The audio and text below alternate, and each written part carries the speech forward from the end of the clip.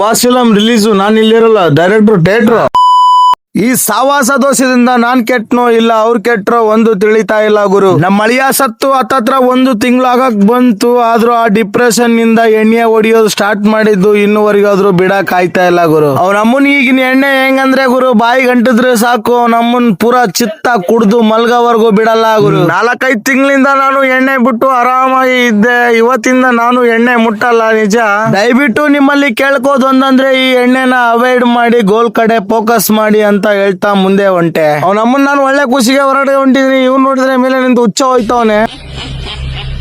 ಈ ನಮ್ ಪಾಟೀಲ್ ಸೇರಿ ಅಂತೂ ಖಾಲಿ ಹೊಡಿತಿತ್ತು. ನಾಷ್ಟ ಮಾಡೋಣ ಅಂತ ಅನ್ಕೊಂಡೆ, ಬೇಡ ಮನೇಲಿ ತಿಂದಿದ್ದೀನಲ್ಲ ಅಂತ ಹೇಳಿ ಮುಂದಕ್ಕೆ ಹೊಂಟೆ. ನಾಷ್ಟ ತಿಂದಿಲ್ಲ ಅಂದ್ರೂ ನಾನು ಖುಷಿಲಿ ಮುಂದಕ್ಕೆ ಹೋದೆ. ಅಮ್ಮೋ ಬಾಸ್ ಫಿಲಂ ರಿಲೀಸು ನಾನು ಇಲ್ಲಿರಲ್ಲ, ಡೈರೆಕ್ಟ್ರು ಥಿಯೇಟ್ರಿಗೆ ಹೋಗ್ತಿರ್ಬೇಕಾದ್ರೆ ಚೋಟು ಸಿಕ್ಕ ಅವ್ನು ಏನ್ ಹೇಳ್ತಾನೆ ನೀವೇ ಕೇಳಿ.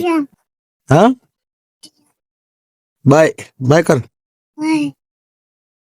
ಅವನ್ಗೆ ಬಾಯ್ ಮಾಡಿ ಮುಂದೆ ಹೊಂಟಿದ್ದೆ. ನಮ್ಮ ಹುಡುಗರೇನೋ ಓಲ್ಡ್ ಕಾಲ್ ಸ್ಟಾರ್ ಮಾಡಿಸ್ತೀನಿ ಅಂತ ರೆಡಿ ಆಗಿ ನಿಂತಿದ್ರು. ಸದಂಬೈಗೊಂದು ಹೇಳ್ದೆ. ಅವಾಗ್ಲೇ ನಮ್ಮ ಮಾಮ ಬಂದ್ರು. ನಮ್ಮ ಮಾಮ ಇನ್ನೂ ಟಿಕೆಟ್ ಲೇಟ್ ಅಂತೇಳಿ ನಾನು ನಮ್ಮ ಮಾಮ ಚಳಿ ಕಾಸಕ್ ನಿಂತ್ಕೊಂಡ್ವಿ. ಹೋಗ್ತಿದ್ದಂಗೆ ಅಶೋಕ್ ಬೌದ್ಧೂರ್ ಅವ್ರನ್ನು ಫಿಲಂಗೆ ಎಂಟ್ರಿ ಕೊಟ್ರು. ನಮ್ ಸ್ಕೂಲ್ ಫ್ರೆಂಡ್ ಸಿಕ್ಕಿದ್ದ, ಅವನ್ಗೊಂದು ಹೇಳಿ ನಾನು ಮುಂದೆ ಹೊಂಟೆ. ನಾನು ಸ್ಟಾರ್ಟಿಂಗ್ ಅಲ್ಲಿ ಕ್ರೌಡ್ ಬರುತ್ತೋ ಇಲ್ಲ ಅನ್ಕೊಂಡಿದ್ದೆ. ಆಮೇಲೆ ಜನ ಸಾಗರ ತುಂಬಿ ಬಂತು. ಆನಂದ ಥಿಯೇಟರ್ ಹೇಳ್ದೆ. ನಮಸ್ತೆ, ವೆಲ್ಕಮ್.